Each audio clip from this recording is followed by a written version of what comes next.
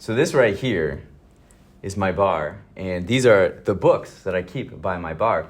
Now, when you walk into someone's house or apartment, these aren't here for no reason. They're here very much with intention. Now, for me, I like to kind of display my books. We're in my living room right now, and this is our bar area. By colors. I like to organize them by colors. So this one, I have white books. Now, they're not necessarily white right now. They're more of like a faded, which gives it kind of that, that classic book kind of feel and aesthetic. But here they are. I've read all of them except one. So let's go through them. We have Jurassic Park. And this is a little different than the movie. In this book, John Hammond is not a good guy. He is not a good guy at all. This is Catcher in the Rye, J.D. Salinger. You can find this book almost anywhere. It is a great book. There's so many of these copies floating around in the world. So I got a copy that is white, which I think is cool, right? That's why it's here. So when people come in, this is kind of by my door, this is one of the first things they see. So they're seeing all these books and they read them, right? They read the titles. Oh, okay, interesting. Now they know a little bit more about me, right? Because you can learn a lot about a person by the books that they read or even have and own, right? This one is The Jordan Rules by Sam Smith. And this came out in the early 90s, and it was kind of supposed to be this scathing book about Michael Jordan, how he was behind the scenes in practices, his intensity, and he would just ride everyone really hard, be very demanding. And you would think people would like him less, but they actually liked him more because they loved that athlete or that personality who wanted to be great so badly that he pushed others to meet the expectations he also had for himself. This is David and Goliath by Malcolm Gladwell. This is probably my favorite Gladwell book. It's about how something on the surface can seem like a disadvantage, but actually you can use it as an advantage. So you kind of flip a weakness into a strength in a way.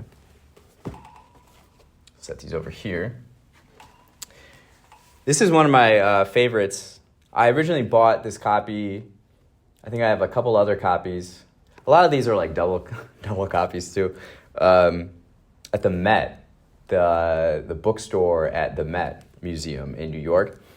So this is E.H. Gombrich, A Little History of the World, and it's written for children, like a bedtime story for children about the history of the world. So it's very simple, and it's quite beautiful. The story behind this, too, is amazing. He was working for a publisher. He studied art history, and they got this proposal from someone about writing a history of the world for children. And he read it, the proposal, and he's like, I could do better than this. So then his publisher was like, then do it. So in 6 weeks, he just took all of his parents' encyclopedias and just read through them all, and then he made this book. It went out of print for quite a long time because the Nazis took it out of print, and it wasn't again until I think the 90s that it came back. But it's great. It's I really enjoy it, so that's why it's here. This is Phil Jackson, Sacred Hoops, probably one of my top 5 favorite books. It's about his philosophy he instilled with the Chicago Bulls during the first championship runs, and then he built on this with the Bulls in their next three-peat, and then also with the Los Angeles Lakers. But it actually is similar to, these two kind of go together. So in this book, Sacred Hoops, this book, Zen Mind, Beginner's Mind, is referenced quite a bit. And what he would try to do with the Bulls is have everybody just sit still, be calm. What you want to do is clear your mind out so that you can actually observe and be aware of what is actually happening, right? Not your opinions, not your identities or what you want. It's what's happening around me. And you really have this beautiful beginner's mind, kind of like a child. You're just excited and absorb everything. So I have these two. These are fantastic books. This is Trout Fishing in America by Richard Brautigan. I bought this one in Paris because a friend of mine talked about this book, this book isn't for me. And again, you can tell a lot by the people, a lot about people and the books that they read or choose to read or even choose to own. And there's like kind of a pattern in people. And so there's a pattern in the people that like trout fishing in America. It's a little weird, which is fine, which is great. Something for everybody. Just not my thing, but I love the cover, and it's white, so it fits on this bar bookshelf.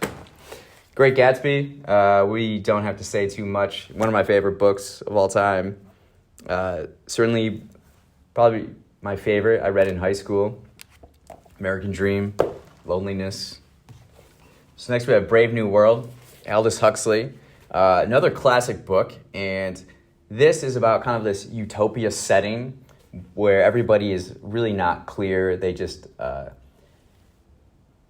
again, going back to like clarity of mind when we were talking about sacred hoops and Zen mind, beginner's mind, but this is kind of like any problems you have, you're going to pop a pill for them, and it just kind of neutralizes the human existence in a way. Other people can describe that a lot better, I'm sure. This is the only book I haven't read of this stack. It's Ideas and Opinions by Albert Einstein. I got this one when I was in New York. Probably, you could probably get smarter by reading this book.